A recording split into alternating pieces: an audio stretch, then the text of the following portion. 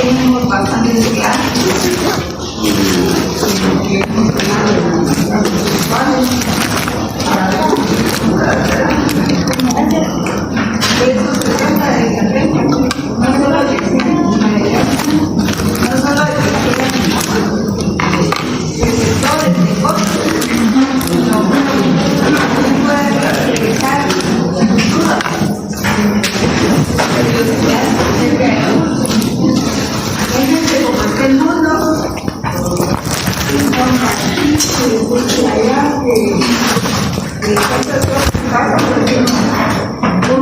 Ustedes se preguntarán cuántas cosas están pasando y se están dando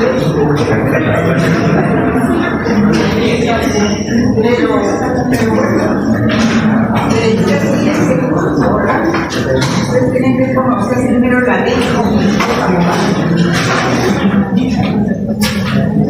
por eso precisamente todas aquellas relaciones como Guatemala se inserta dentro de la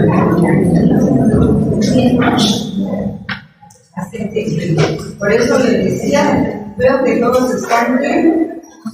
¿Qué pasó? Y hay alguna broma que van a compartir. Y no puedes hacer preguntas, ¿verdad? Tienes dudas. Todos están muy claros.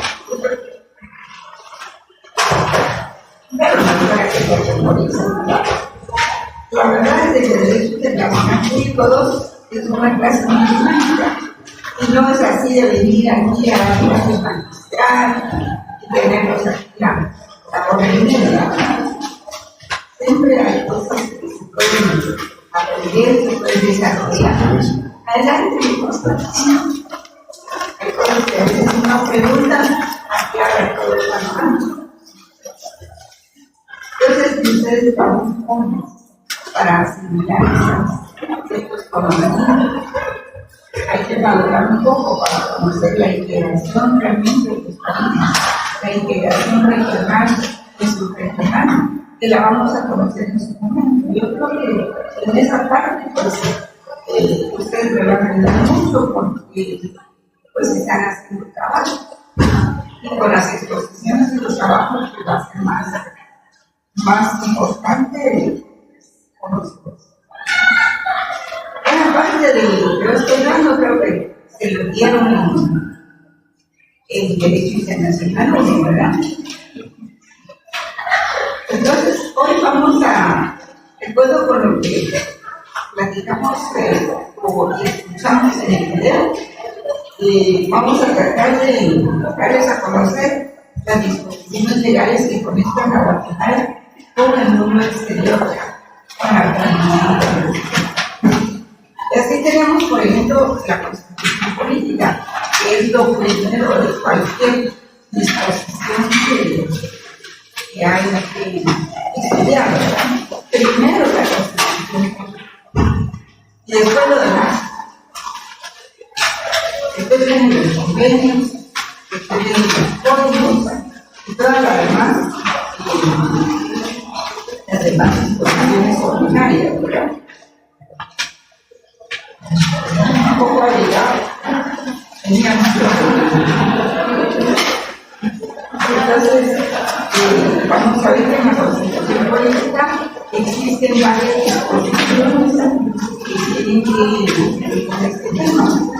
Licenciado la elección de discusión por algunas de esas artículos tan importantes. Pero también tenemos con la Constitución Política la ley del organismo policial. ¿Por qué la ley del organismo policial? Porque también existe en Guatemala un Ministerio de Relaciones Exteriores y la creación,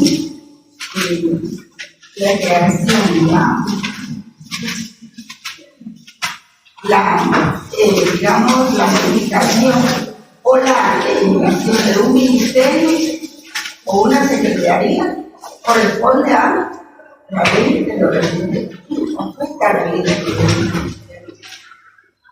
Entonces, como tenemos al Ministerio de Relaciones Exteriores, por eso es que se menciona también la ley de organismos. Y también a la vez tenemos el reglamento que es ministerio, el reglamento del Ministerio de Relaciones Exteriores, o sea, el MINEX, como se le conoce, ¿verdad? MINEX, Ministerio de Relaciones Exteriores. Ustedes ven el periódico, en el arco regular de este tema, pues se le conoce como MINEX.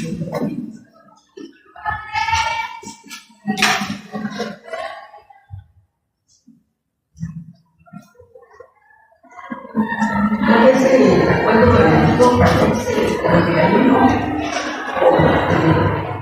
sería la ley de organismos y 415, que es el reglamento del Ministerio de Relaciones Exteriores. Y es para conocerlo, no sé qué van a hacer ustedes, pero por lo menos yo sin saberlo una vez llegué a el desarrollo del trabajo, ¿verdad? De repente se contrataron en el Ministerio de Relaciones Exteriores. Bueno, en el Ministerio yo no había trabajado ahí jamás. ¿Qué hago en el Ministerio de Relaciones Exteriores? ¿Y a dónde me tengo que ir? Pues usted se va jurídico porque es abogado. Porque el Ministerio de Relaciones cuenta con un departamento jurídico inmenso, tremendo, porque ahí se ven todos los problemas legales. Les cuento que a veces hay embajadores de otros países, que hasta preguntan si pueden cortar la grama de la embajada, del jardín de la embajada, si tienen permiso. Entonces, esas consultas se van por escrito. Y al hacerse por escrito, pues se vuelven más que hay una tramitología hasta que llega a un asesor jurídico. Entonces, el asesor jurídico tiene que hacer su opinión al respecto para informarle al embajador. ¿Qué creen ustedes? Que sí lo puede hacer, ¿verdad? Que sí lo puede hacer, pero hasta esas horas tienen los embajadores. Y no se diga en otros ramos, ¿verdad?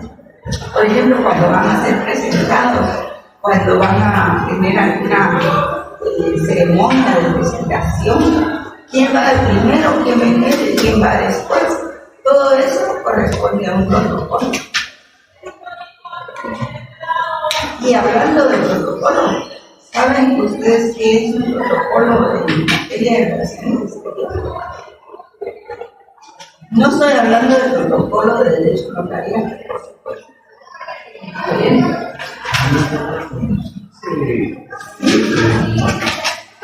Sí, es un conjunto de reglas para celebrar un ceremonial diplomático. Esa es la definición. De todas maneras, en los libros está la definición del protocolo, ¿verdad? Pero nada que ver con el protocolo de derecho notarial. Es que dice que hay que aclarar las cosas, porque parece increíble. Y uno da por sentado que el alumno lo sabe interpretar, pero resulta que no lo sabe. Entonces me resultan contestando en el examen que el protocolo es el conjunto de escrituras públicas que lleva un notable. Entonces por eso hay que aclararlo. El protocolo aquí son unas reglas para celebrar un ceremonial diplomático. El ceremonial puede ser en el aeropuerto porque hay un salón especial para recibir a visitas diplomáticas, a presidentes, a embajadores, a cónsules. Entonces ahí se lleva un protocolo. Cuando alguien va a adquirir su ciudadanía guatemalteca, ella pasó todos los trámites, que son bastantes, Entonces se hace un protocolo para juramentar a los nuevos ciudadanos. Todo eso lleva un conjunto de reglas.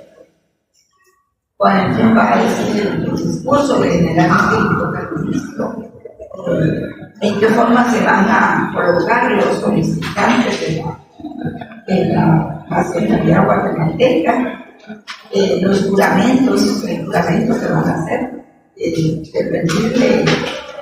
rendirle lealtad a la patria, como dice la Constitución. Entonces, todo eso, todas esas reglas son un protocolo diplomático. Bien, después del Ministerio de Relaciones Exteriores, el MINEX, ustedes ya saben qué es el MINEX. Si alguien se atrasó, puedo repetir. Entonces vienen las primeras convenciones, que es la Convención de Viena sobre relaciones diplomáticas, que se refiere a todo lo que hacen los diplomáticos, ¿verdad? O sea, ¿quiénes son los diplomáticos? Pues son los embajadores. Entonces, esos embajadores van a desarrollar una función política en el país donde estén. Tanto los embajadores de otros países que estén en Guatemala, como los embajadores nuestros que están en otros países. Digamos, en Estados Unidos hay solo un embajador, pero ya ven ustedes que son muchos estados, ¿verdad? ¿Y cómo se hace para atender a todos los guatemaltecos que hay allá? Pues por los consulados. Entonces hay un consulado en Los Ángeles, hay otro en Washington, hay otro en, ustedes deben saber cómo es, hay otro más. New York. New York, sí. Washington DC, Chicago. ¿Por qué? Y Los Ángeles. Los Ángeles, California. O sea, hay muchos consulados, y esos consulados son los que se encargan de registrar los nacimientos, los matrimonios, los divorcios, las muertes, en fin, ¿verdad? Los que otorgan los pasaportes. Un guatemalteco anda paseando por Estados Unidos o trabajando y se le perdió su pasaporte o se le venció, pues ahora tiene que ir al consulado, no a la embajada, tiene que ir al consulado. Y por eso el embajador es uno nada más, como también reside en Washington. ¿Conoce la ciudad? Sí.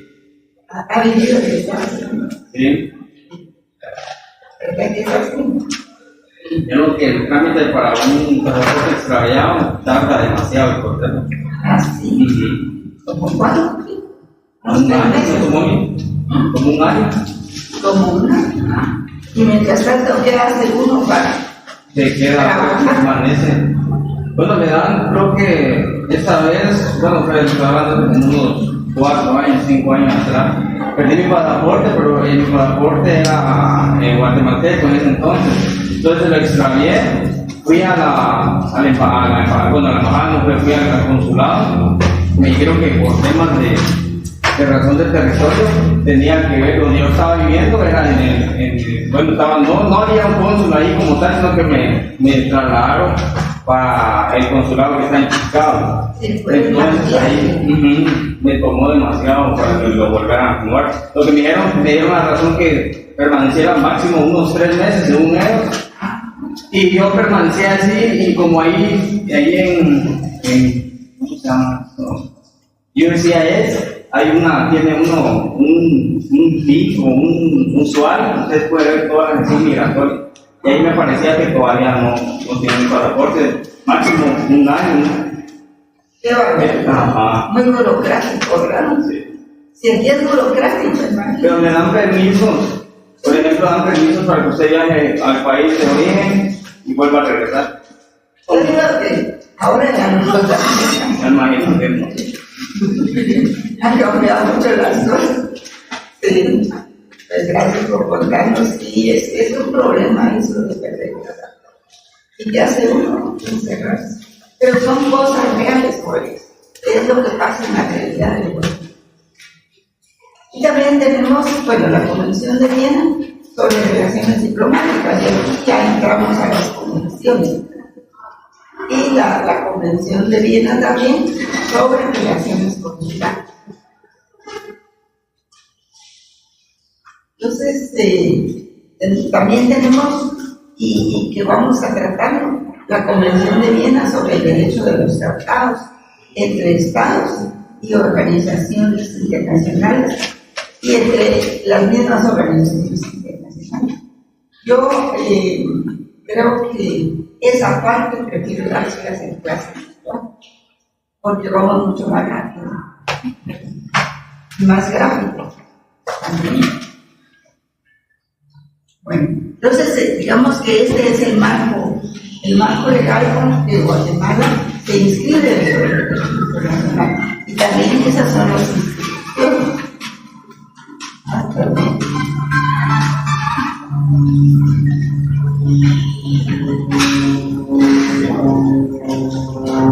Ya habíamos visto la Comunidad Política Internacional, ya vimos también la estructura de la Comunidad Internacional. No sé si hay alguna pregunta al respecto. También tenemos pues, la denominación técnica de derecho internacional. Se le dice técnica porque se refiere a una rama del derecho propiamente, y es del derecho público. Eventualmente, también del derecho privado, cuando se refiere al derecho internacional privado. Pero en nuestro caso solo vamos a ver el derecho internacional. Ya vimos lo que eran las relaciones internacionales, porque digamos que el derecho internacional es nada más que el derecho que se aplica entre estados. Tiene sus normas, tiene sus procesos también, su derecho procesal, por decirlo así, y tiene sus normas sustantivas también. Y luego, pues, tengo entendido que ya habían platicado con los sobre lo que es las fuentes del derecho internacional. A ver, ¿cuál es la más importante? ¿Cuál? No.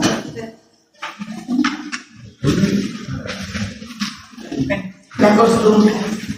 La costumbre o las normas constitucionales. O normas constitucionales. Sí, porque el derecho internacional nace precisamente de las costumbres. Cuando los individuos, los técnicos hicieron ese gran código, ¿verdad?, para estar las relaciones internacionales entre estados. Hicieron ese gran código, como es el código del derecho de los tratados. El derecho de los tratados nos dice cómo se elabora un convenio, quiénes intervienen, cómo se puede uno abstener de participar o de cumplir con algunas normas del derecho internacional. ¿Cuáles son las sanciones a las que puede someterse un país si no está actuando de buena fe? Los principios del derecho internacional. ¿Sí? Licenciada, ese convenio de La Haya también, Guatemala entra en ese país que ratificó ese convenio, ¿no? Sí, pero como hay los convenios de La Haya, ¿cuál se refiere? Lo he escuchado, pero no a profundidad, no lo he estudiado, pero sí lo he escuchado. Ajá. Es que mire, La Haya está en Holanda. Ajá. Y ahí hay una serie de edificaciones y cada una representa una corte para cada caso en especial. Entonces cada caso se usa. Hay casos de mar, hay casos de fronteras, hay casos de indigentes, hay casos de derecho internacional humanitario. Entonces hay una serie de temas que se llevan a La Haya. Y La Haya es marca. Sí, la marca. Entonces, lo que pasa es que todo se resuelve mediante el chat. Generalmente todo se resuelve mediante el chat. Incluso la Corte Internacional de Justicia creo que tiene una sede en Nueva York, otra sede en La Haya. Es donde está nuestro famoso caso de justicia, que no hay manera de estar. En fin, Entonces, la costumbre o normas consuetudinarias son las más importantes, porque son las normas primitivas, ¿verdad? De las cuales arrancó el derecho internacional y arrancó todo el derecho, porque hay una época, pues, en que surgen los glosadores. ¿Qué son los glosadores? Pues son aquellos personajes que van a tomar todas las normas que existen o toda la información que existe y van a separar las normas de toda la sociedad. La primera división que se hizo fue entre derecho público y derecho privado.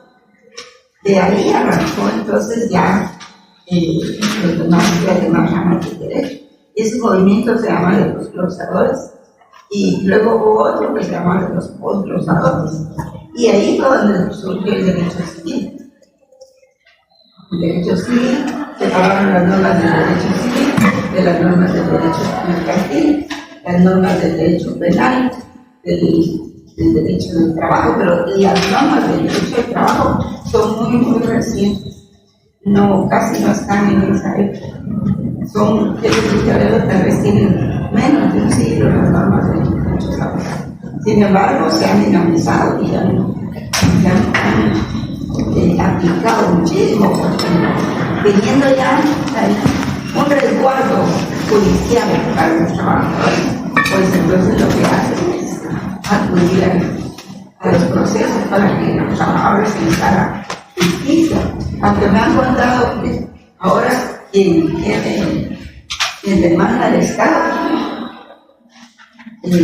ya no lo contrata el Estado otra vez. Es una circular de la Contraloría General de Chile. Y quien ha demandado al Estado no lo vuelve a contratar. Es una cosa que vulnera las garantías y los derechos humanos. Porque si lo escribieron y buscan, lo que pasa es que también muchos trabajadores han aprovechado esa coyuntura para poder hacerse la indemnización millonaria. No les importa el tiempo que dure el proceso. Y como los tribunales son tan lentos, ¿verdad? Y todavía se va a apelación a la Corte de Constitucionalidad. Y entonces imagínense ustedes, como tienen que pagar todos los meses, todos los salarios caídos, entonces se vuelven institucionales. Entonces esa es la última noticia que tengo. De ser así, ya no lo pueden encontrar. Así que si no han encontrado el Estado, tomen ustedes los arreglos, ¿verdad? Si trabajan en el Estado. Bueno, eso es esa parte.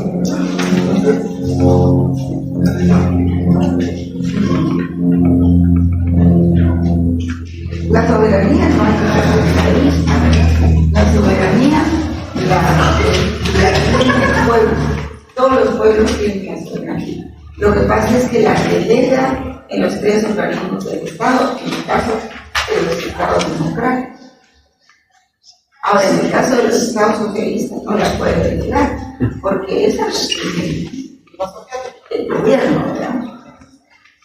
Y ya el gobierno decide vidas sobre vidas y bienes. Pero hay países que están más o menos pues, en una situación mejor que la de los países euroamericanos. Entonces la soberanía es un término que surge en la Edad Media, en la época feudal como poder supremo dentro del Estado. Y es un concepto jurídico que corresponde a un término de derecho, de códigos, y comprende el poder supremo para poder evitar y hacer cumplir la ley. Si la soberanía sirve para autolegislarse, para autolimitarse también, para eso sirve la soberanía. Aunque hay 50 conceptos de soberanía.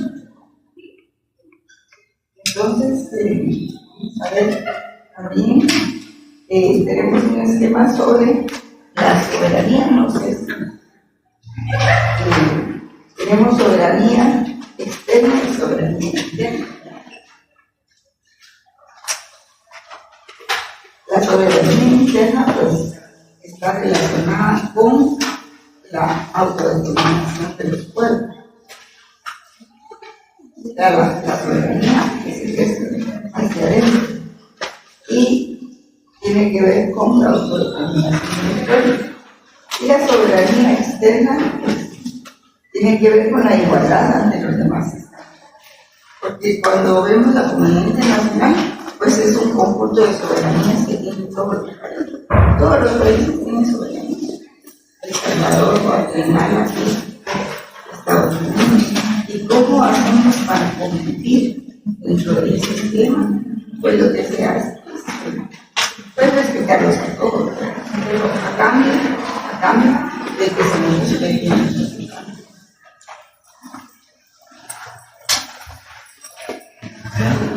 De una autodeterminación que se valiera de demás estados. De los demás estados. Autodeterminación. Sí. Por ejemplo, cuando hay litigio sobre tierras, ahí sirve mucho la autodeterminación. Porque, por ejemplo, en Belice, los beliceños, cuando se empezó a pelear ese caso, los beliceños no quisieron que lo animaran. Y esa es la libre autodeterminación. No quisieron. Dijeron que luego iban a negociar todos los callos que hay en el Atlántico, y les iban a quitar sus tierras de Montesa. Y no estaban muy desencaminados, porque la verdad es que hay muchas élites en Guatemala que ejercen una voracidad verdaderamente sobre los territorios que les pueden servir, que los pueden comprar. Igual que lo hace un presidente que quiere hacer,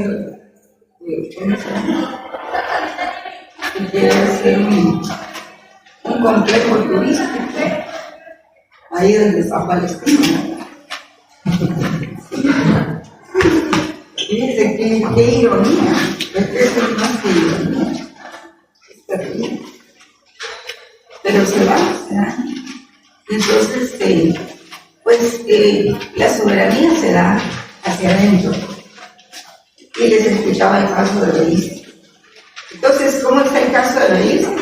El gobierno de Guatemala aceptó que tuviera autogobierno, ¿verdad?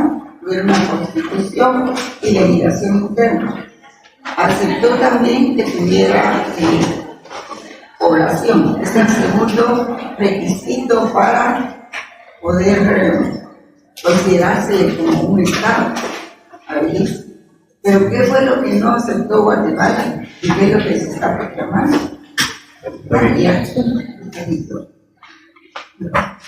Porque Guatemala reclama ese territorio. Entonces de eso se trata. ¿A quién le van a dar la razón? No sabe. Pero está en la Corte Internacional de Justicia. Porque no se acepta, Guatemala no acepta ese territorio.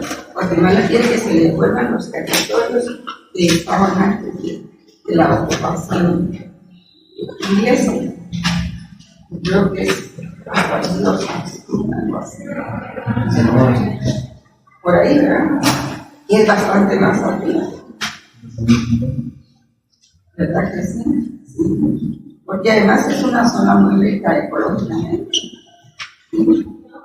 Son zonas de protección ecológica. Pero ahí está la libre determinación de los pueblos, que se les permitió al pueblo beliceño y querían ser guatemaltecos y no quisieron. Y eso lo decidieron ellos, en su libre autodeterminación. Ahora el litigio por la otra parte continúa. ¿Cuándo lo van a resolver? Unos 30 años. Sí. Entonces la soberanía interna consiste en la autodeterminación de los pueblos. La soberanía externa consiste en ejercer la igualdad ante los demás estados. ¿Por qué? Porque cuando van a Naciones Unidas a votar, todos los países, grandes o pequeños, tienen derecho a un voto. Eso no se les permite. Y eso se da por la igualdad. la igualdad no existe, todos pueden votar.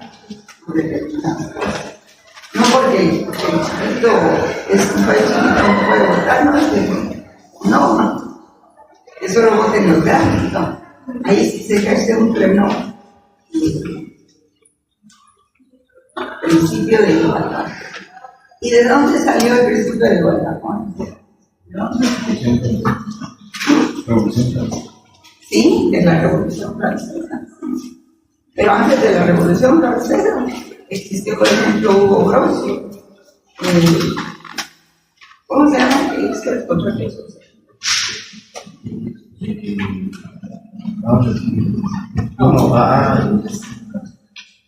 El contrato social. Ustedes saben. Ahí no acaban de ver.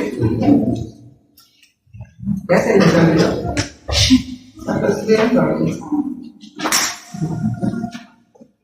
Se llama Juan Jacobo Rousseau. Ellos tienen una cantidad de libros, una colección de libros escritos solo sobre la igualdad. Si uno quisiera investigar cuánto escribieron sobre la igualdad, ustedes se asustarían. De verdad que tienen como 70 libros escritos sobre la igualdad. Pero todos esos estudios sirvieron como precedente para que triunfara la Revolución Francesa. Le dio una filosofía de lucha a la Revolución Francesa, basada en el principio de igualdad. Y el principio de igualdad de dónde nace en la costumbre. Por eso es que es importante la costumbre. Porque todos los países piensan igual en ese sentido, todos quieren la igualdad. Y eso viene de la costumbre de los pueblos. Por eso es que el derecho internacional, claro, tiene que tener cuenta de los convenios, pero la parte más importante de la costumbre. Y todos los pueblos coinciden en eso. Entonces,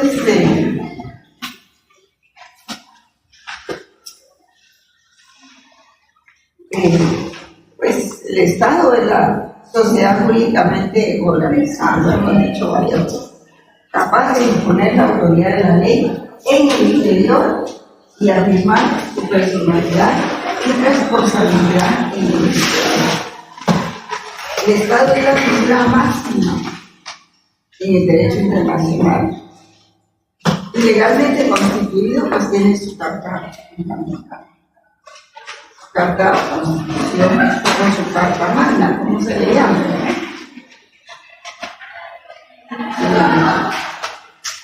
Guatemala o uno de esos fuertes de Estado que tanto hicieron los militares durante 60 años de gobierno. Y entonces el último fue cuando quedó un sindicato. Entonces derogaron la Constitución y el temor a ellos de que eran suspendidas. Ustedes no son libres de ir en la calle, eso es correcto, porque cualquier policía de particular los puede detener. Y si quieren, les quitan su carne y les quitan sus papeles. Y si quieren, se los llevan a un papel. Así era cuando estaba suspendido el Estado de Derecho.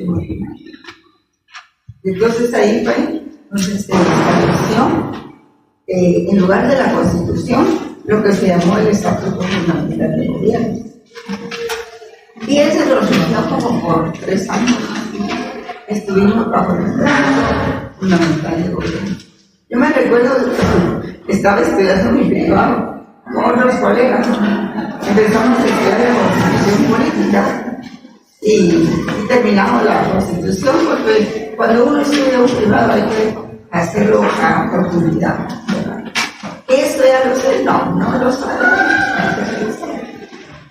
Y en eso llega el golpe de Estado y entonces crean el Estatuto Fundamental de Gobierno.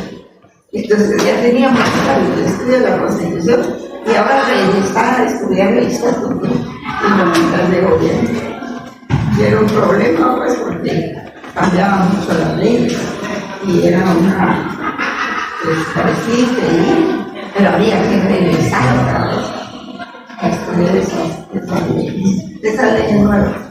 No regresar otra vez, sino estudiar esas leyes, porque eran las que nos regían. Hasta que después de 1982 hubo otro golpe de Estado donde se restauró la Constitución. Entonces, vamos a ver algunos fundamentos constitucionales de política exterior. Y aquí lo vamos a ver con números.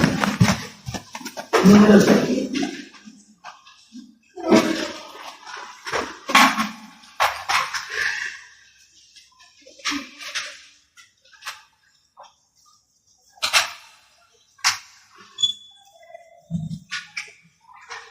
Serían los fundamentos constitucionales de política exterior en Guatemala. Tenemos el artículo 1 de la Constitución. En realidad la Constitución se dice que son artículos, pero la verdad es que son preceptos constitucionales. Ustedes dirán, pero ¿cuál es la diferencia entre unos y otros? El precepto tiene más derecho natural que derecho positivo. El artículo suena más a una actividad regulatoria, como los reglamentos. En cambio, la Constitución, pues casi todos son preceptos. Por ejemplo, el artículo 1, ¿qué dice? A ver, ¿qué dice? Está en su constitución.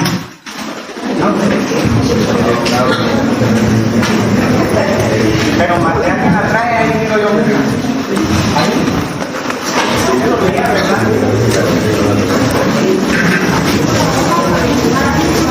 Escuchen, por favor. Artículo 1. Protección a la persona. El Estado de Guatemala se organiza para proteger a la persona y a la familia. Su fin supremo es la realización del bien común. Su fin supremo es la realización del bien común.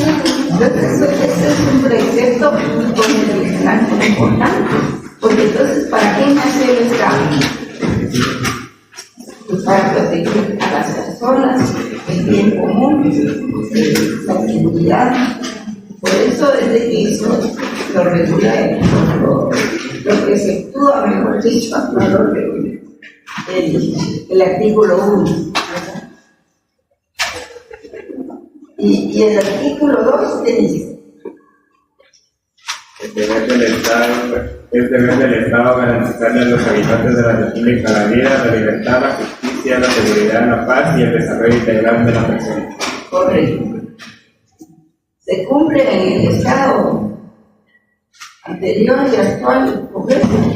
No con todo, no se cumple con todo. Pero eso es un precepto muy importante, la garantía de los derechos humanos. Porque las personas no pueden criticar, por ejemplo, al gobierno, o al Ministerio Público, o a los jueces, porque no los pueden criticar, porque no se está respetando el derecho del Estado de Derecho. Entonces se está vulnerando la libre expresión del pensamiento. Es una de las leyes constitucionales que tenemos que evaluar. ¿Cuáles son las leyes constitucionales? Esta Constitución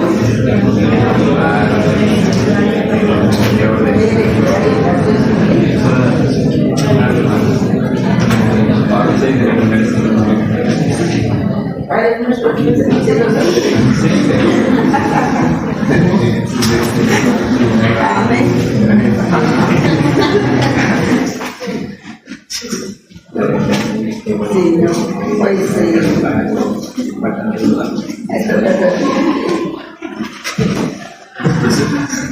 pues entonces, miren, lo que pasa es que los derechos humanos hay que defenderlos siempre. No importa lo que diga la gente a veces, porque en los derechos humanos está nuestra tranquilidad, nuestra paz, está la posibilidad de que podamos vivir y desarrollarnos. Pero si no hay paz y hay guerra y todo eso, se pierden las vidas. Miren ustedes, por ejemplo, en Cuba. En Cuba, ¿cuántas generaciones de población han dejado de vivir su vida como debían ser? Porque no hay garantía, porque hay bloqueo, porque no hay trabajo, porque no hay médicos, y hay ellos que fueron por esa línea, ¿verdad? De crear técnicos científicos, y eso es excelente. Pero encuentran ellos que no pueden desarrollarse dentro de su país, sino que tienen que tratar la forma de salir para poder ejercer su carrera. Y son muy buenos. Sí. Pero esa excelencia no le sirve en su país. Sí le sirve, pero no se puede vivir solamente de la excelencia. Entonces, se sacrifica toda una generación, 2 generaciones, 3 generaciones, ¿verdad? Por muy buenas que han sido las intenciones aquí. El problema es que no continuó y que se desvió el propósito principal de convertir al gobierno de Cuba en un país socialista. Y dentro de las relaciones internacionales, pues al verse abandonada Cuba por parte de Estados Unidos, más bien bloqueada, porque ya no llegaron ni aviones, ni barcos, ni transportes, no llegaron norteamericanos, no llegaron europeos, no llegó nadie. Pues no había intercambio comercial, que es lo que da desarrollo, ¿no? Muchas restricciones ahí, licenciado. ¿Cómo? Muchas restricciones, ¿no? Muchas restricciones, sí. Muchas restricciones. ¿Cómo eso es que un país tan bello y con gente tan talentosa en música, porque todos los cubanos tienen ese talento de Dios de la música? Sí, tanto para crear música como para bailarla, para todo. Y ese era su fuerte realmente. Los clubes, los lugares donde se daban estos espectáculos. Entonces, claro, fue buena la idea de convertir mucho de la parte del campo en producción de azúcar, ¿verdad? Pero producción que después ya no la compró los Estados Unidos. Entonces se la compró Rusia, pero lamentablemente eso no fue suficiente para que el pueblo cubano se pudiera desarrollar. Claro, la intención era sacar un montón de población de la pobreza, y lo logramos. Y que todos supieran leer, y que todos supieran escribir. Hay un disco que el señor Guillén que dice: tengo que hacer leer, tengo que hacer escribir después de la revolución. Y eso pues era muy bueno. El problema es que los bloqueos después de todo eso vinieron a dar como Cuba como está. No hay nada, no hay alimentos, no hay transporte, no hay gasolina, no hay repuestos para carros, no hay menos celulares, televisión. Entonces, ¿de qué sufre el pueblo? Por eso es que dice que el Estado debe velar por la persona y la realización del bien común. ¿Y qué es el bien común? ¿Qué tienen ustedes por bien común? Vean su país, Guatemala. ¿Qué tienen con ese? Es estar así como estamos.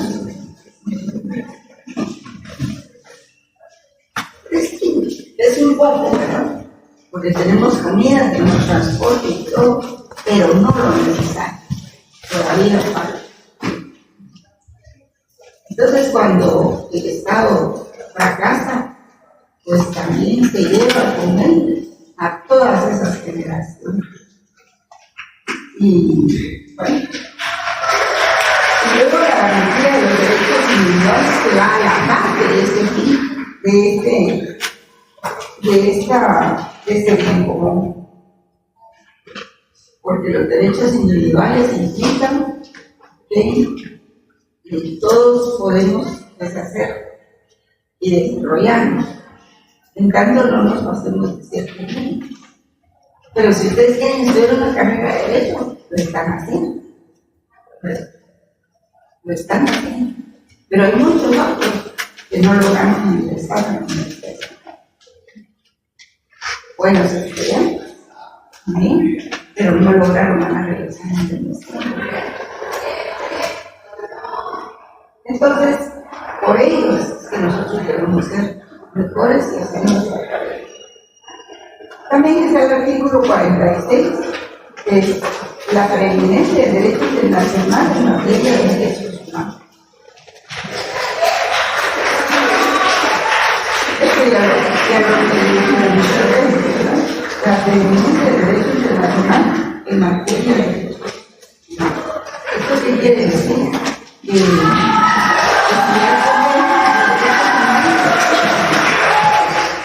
Que contradigan la Constitución.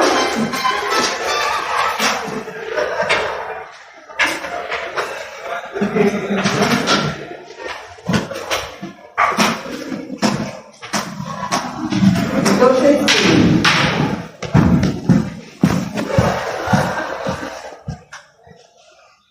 esto quiere decir que cuando hay un convenio sobre derechos humanos, que tienen que aplicar un juez, pero está la Constitución y dice otra cosa que sea restrictiva de los derechos humanos, a que se tiene que atender, o se tiene que atender a lo que dice el convenio, porque los derechos humanos prevalecen sobre la Constitución.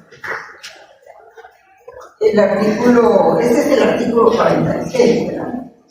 El artículo 140, el Estado es un Estado libre, independiente y organizado.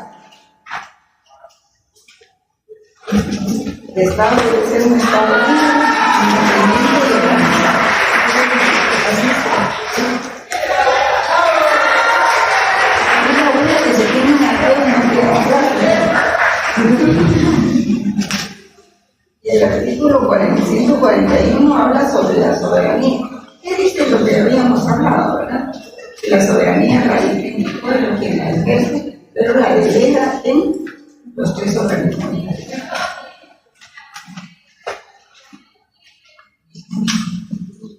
Y luego empieza con la división orgánica de la Constitución.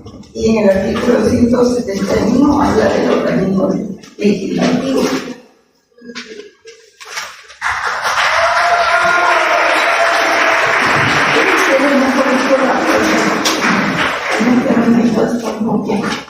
Competir con el futuro. Además, este es algo. Entonces, el artículo 100, ese era el artículo 140.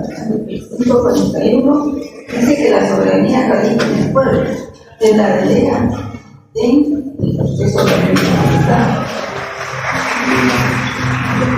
Luego tenemos el artículo 171,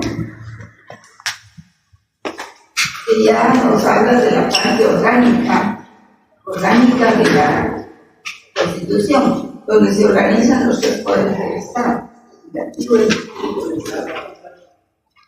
Y en el organismo legislativo, ¿qué artículos tienen relación, qué incisos tienen relación con el derecho internacional? Pues están el inciso E, los numerales 1, 2, 3, 4 y 5.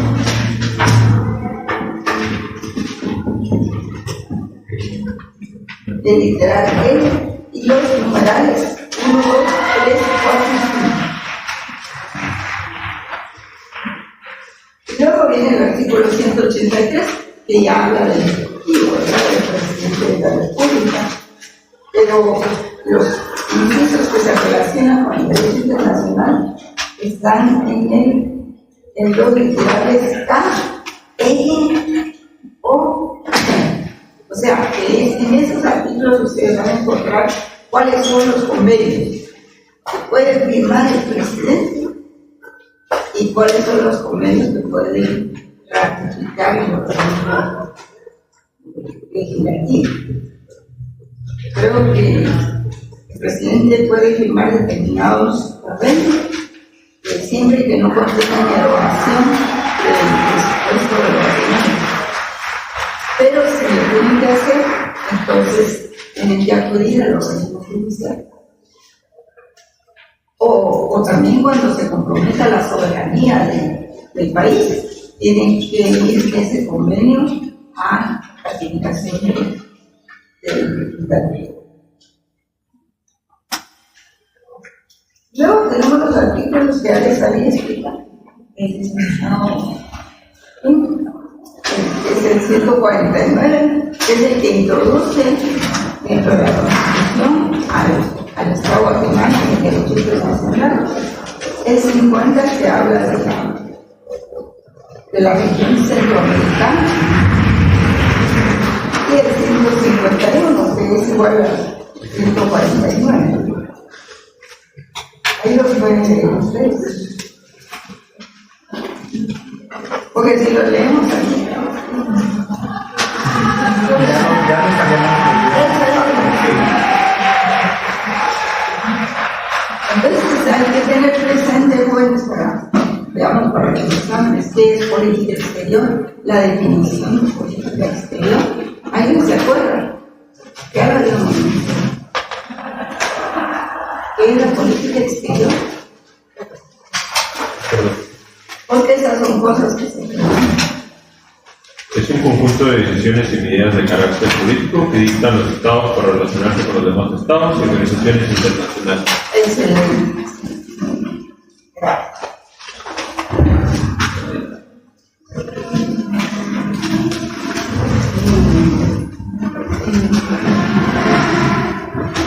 Esa es política exterior. ¿Cómo se lleva a cabo la política exterior? Por medio de Los órganos de representación. ¿cómo? Por medio de los órganos de representación. Sí, que son los órganos diplomáticos, grandes, embajadores, cónsules, ¿Pero cómo estudian? Me gusta. Pues sí le pone atención.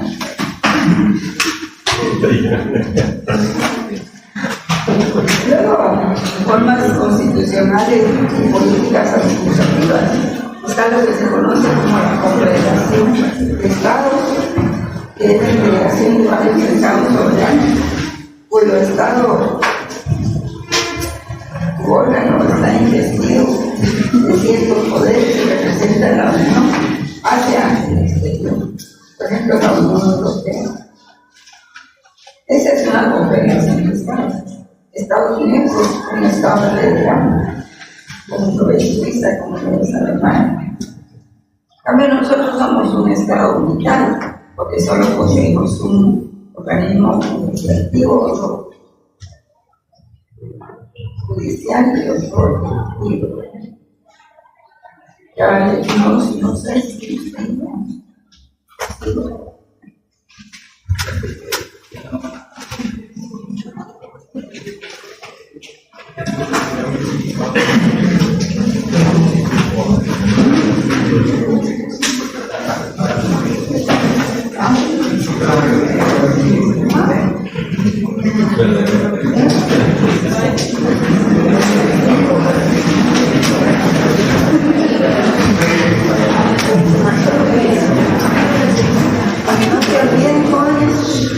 la clasificación de los órganos del Estado del derecho internacional hay órganos centrales, que es el del Estado, el ministro de Relaciones Exteriores, y están los órganos descentralizados, que son agentes diplomáticos o embajadores y agentes consulares.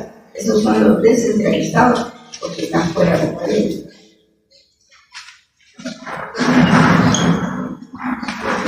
¿Quién dicta la política exterior?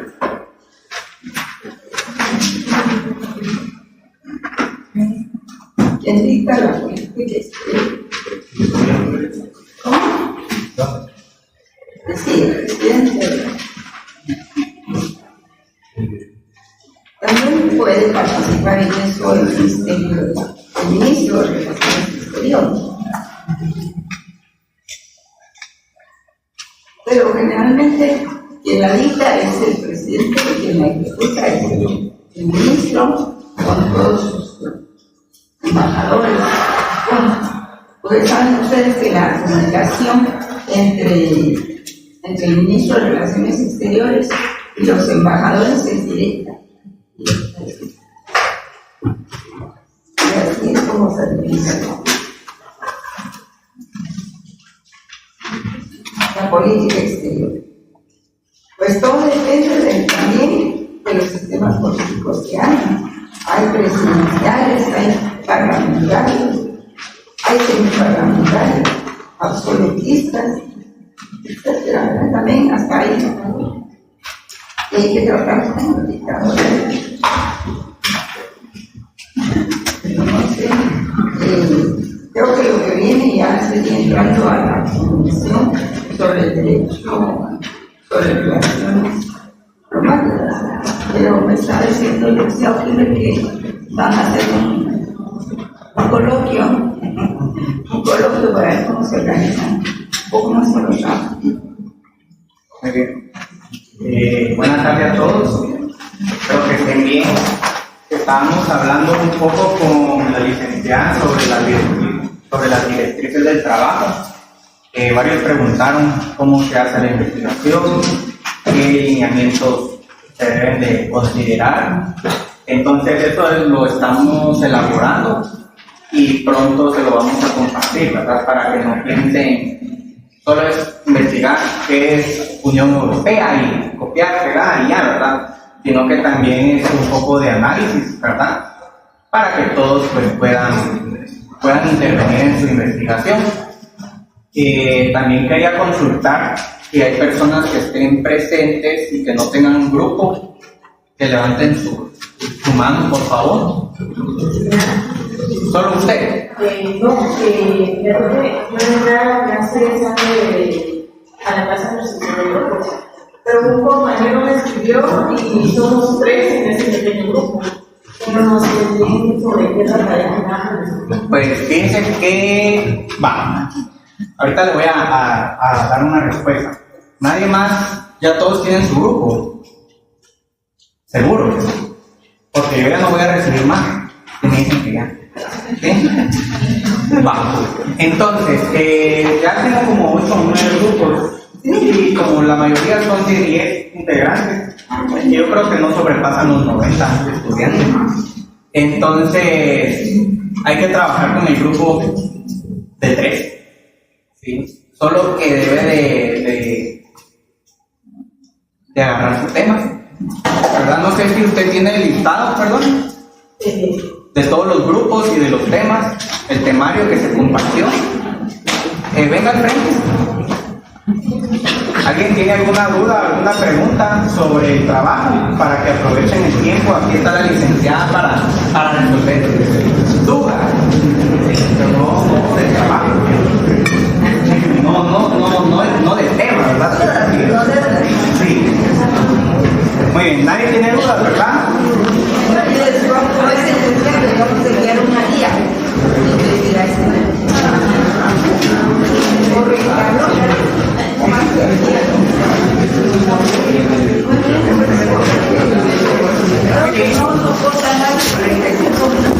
Muy bien, entonces eso sería todo. Y si tienen alguna duda, pregunta, consulta, ya saben dónde la pueden hacer, ¿verdad?